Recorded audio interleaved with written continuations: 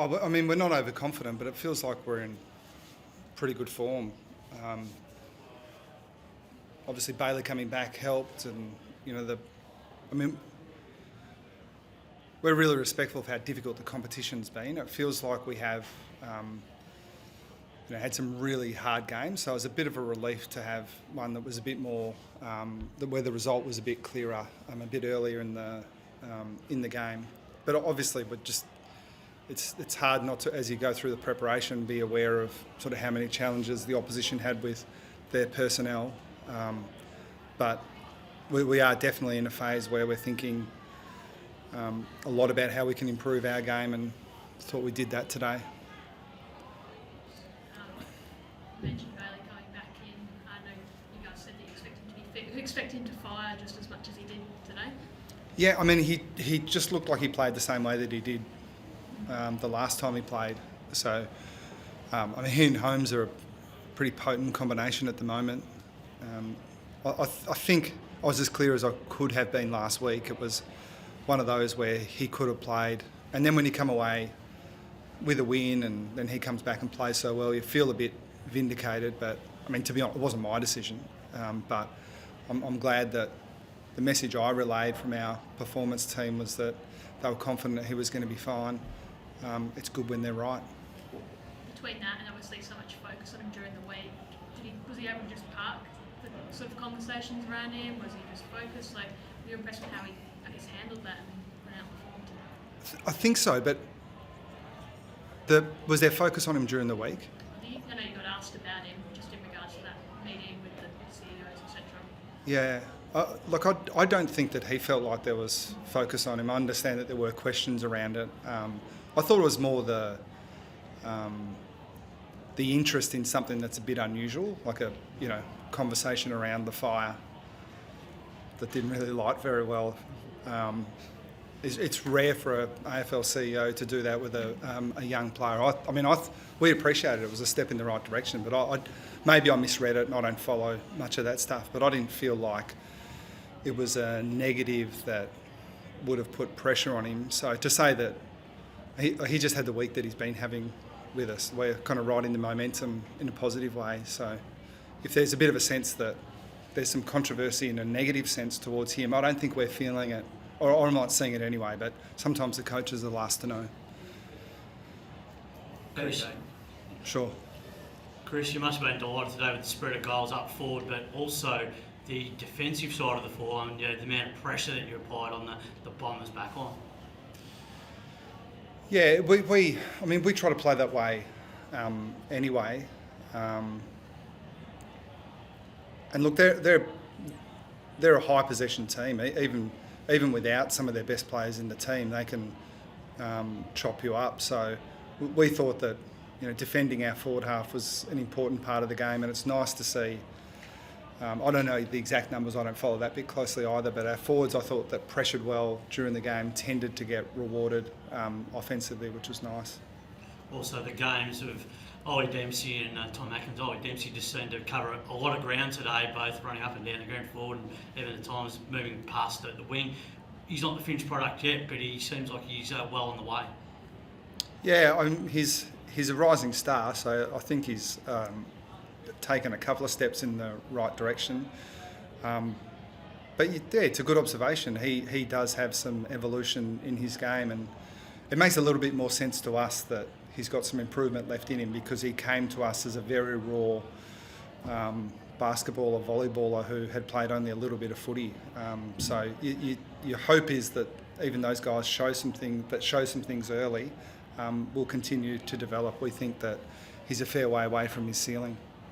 Chris, can you describe Ollie's, I suppose, miss in contrast to his goal at the end? The one they kicked from the boundary line. I think Shannon Neal should have marked it personally, but he's a team man. He and Cameron missed one going to goal that you'd sort of normally think they would kick, but it's a bit. You see some guys miss, and it's a shock to you, and it's more a reference to how well they normally execute as opposed to how easy you think the shot was for a normal person. How exciting is it how multifaceted, I guess multi-pronged your attack's looking at the moment? It felt like from go to woe today, the goals are sort of coming from everyone, everywhere. Yeah, it's hard to orchestrate. I think every coach in the modern game would say that the opposition scout you so well that if you are predictable, it makes you more vulnerable to being shut down. So we've been working for a long time to try to be a team, like even through the midfield, where the best teams over history have always been one where if you shut him down, he gets you, and it's true in the forward half as well. So, and I think we are fortunate. There's been a lot of hard work that's gone into it as well. It's a credit to Pat that we've got a 35-year-old who has become such a threat in the forward half as well. But I don't think we feel like he has to dominate for us to still kick a score. Could you provide an update on the Deconing injury? Sorry, I couldn't hear that first bit. The Deconing injury, could you provide an update on it? He had a shoulder, so that's what I was checking just before, but we haven't got a definitive update yet. But and they weren't definitive at the time, but I just got that one was a little bit more me. I've just got a low tolerance for young, important players like that, key position players, to play through those injuries. My tolerance over the years has got a lot lower. So we'll just have to see how that goes, but I can't imagine that our tolerance levels will change. Just on Paddy Dangerfield, he's come back from a soft tissue injury. For him to be, it was a little bit quiet last week, but for him to tonight show that sort of power in his game, is that a bit of a relief that after a soft tissue injury that he can still play with that kind of power? Yeah, I think it's true. I hesitate a little bit because so much work and preparation goes into making sure that he is right, but it would be logical and understandable to think that a guy like that would manage himself through a game just to make sure he's right. And I'm not saying he managed himself last week, but he did look more explosive in this game, so more an indication to me without knowing for sure that he was playing to perform rather than thinking about his body. So I wouldn't say relieved, but it was certainly a positive. As a coach, do you wince a little sometimes, given how hard he attacks A little bit.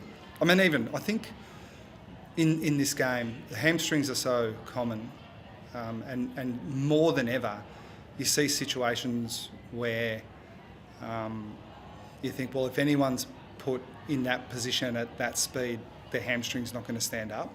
So I think that's a separate situation to the one where a guy's just running and pings a hammy. You're pushed into a position where you're lunging at high speed, and so they're the ones that sort of I get a little bit nervous. But again, so much preparation goes into it to make sure that as much as possible, if he is in those positions, he'll be okay. But it's so hard with him we've tried over the years to sort of get him to go a little bit more carefully, but it hasn't worked. You just got to let him go. You must be happy with the spread of goal kickers, but in particular the performances of Jeremy Cameron and Shannon.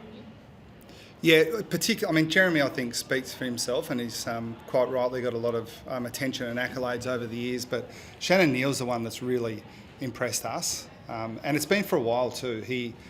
He's a brilliant athlete. He's 203 centimetres, middle distance running background, and is really developing into not just a good big key forward who can run, but a smart footballer as well. And I say that we've been pleased with him for a long period of time because he has played in a way that's made it a lot easier for Cameron and Stengel and Dangerfield, Ollie Henry for that matter, to make it more difficult for their opponents. So, I was almost going to give too much away there. Let's just say we're happy with the way it's going. Just generally, how well placed do you feel? I know it's still a long way to go. You have a big test against Brisbane in a few days on your home deck. How well placed do you feel like you guys are? I just go with the philosophy that the first half of the year generally, you can't win anything, but you can play yourself out of it. It's just nice to feel like we're in contention. Thanks a lot. Thank you.